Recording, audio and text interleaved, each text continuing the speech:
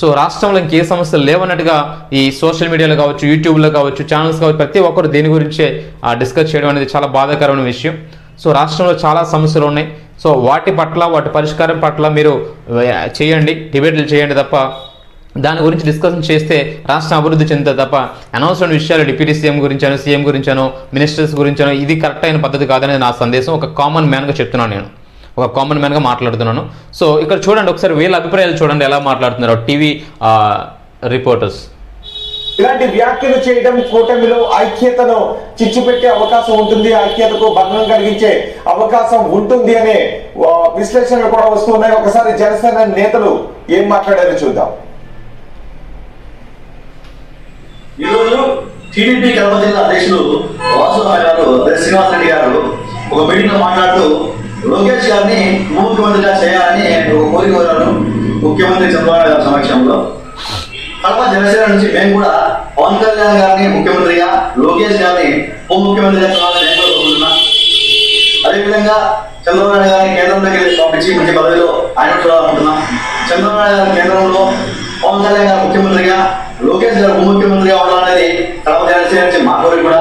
ఎందుకంటే కేంద్రంలో చంద్రబాబు నాయుడు గారు ఉండి రాష్ట్రంలో ముఖ్యమంత్రిగా పవన్ కళ్యాణ్ గారు, ఉప ముఖ్యమంత్రిగా లోకేష్ గారు ఉంటే ఇంకా ఆంధ్రప్రదేశ్ అభివృద్ధి పథంలో నడుస్తుంది, అమరావతి బాగా డెవలప్ అవుతుంది, అదేవిధంగా అన్ని జిల్లాల్లో డెవలప్ అవుతాయి.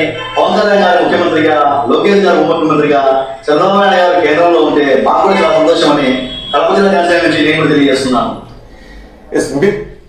చూస్తున్నాం కదా. సో ఇది ఇలా రకరకాల అభిప్రాయాలు వస్తాయి, ఎవరి అభిష్టాలు వాళ్ళు చెప్పవచ్చు, తప్పులేదు.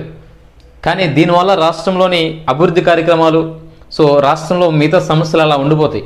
సో ఈ మన నాయకులు ఎవరైతే ఉన్నారో, మన లోకేష్ గారు కావచ్చు, పవన్ కళ్యాణ్ గారు కావచ్చు, బాబు గారు కావచ్చు, సో వీళ్ళు ఆ పెద్ద సమస్యలు, రాష్ట్రానికి సంబంధించిన ఆ పెద్ద సమస్యలు, ప్రధాన సమస్యలు ఏవైతే ఉన్నాయో, పెట్టుబడుల విషయంలో కావచ్చు, నిరుద్యోగం సమస్యలు కావచ్చు, సో వీటిని పక్కకి పెట్టి దీన్ని అనవసరంగా వాళ్ళ దృష్టికి తీసుకెళ్లే ప్రయత్నం చేయకండి.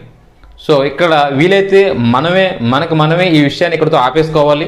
మనం చెప్పిన నిర్ణయాలు ఇక్కడ జరగవు, ఆ విషయం గమనించుకోవాలి. ఎవరు ఏ పొజిషన్లో ఉండాలి ఏంటనేది మన పెద్దలు తీసుకుంటారు, మేము చెప్తే అది జరగదు. సో కాబట్టి ఒకవేళ మీకు ఇలాంటి విషయాలు ఉన్నప్పుడు మీరు స్టార్టింగ్లో చెప్పుంటే బాగుండేది.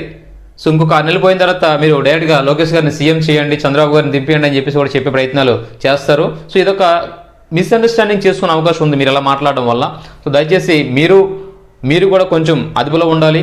అలాగే మీరు అదుపులో లేకపోతే ఇక్కడ జనసైనికులు కూడా అదుపు తప్పే ప్రమాదం ఉంది. సో కాబట్టి దీనివల్ల మీకు ప్రయోజనం ఉండదు, మాకు ప్రయోజనం ఉండదు, రాష్ట్రానికి కూడా అస్సలు ప్రయోజనం ఉండదు.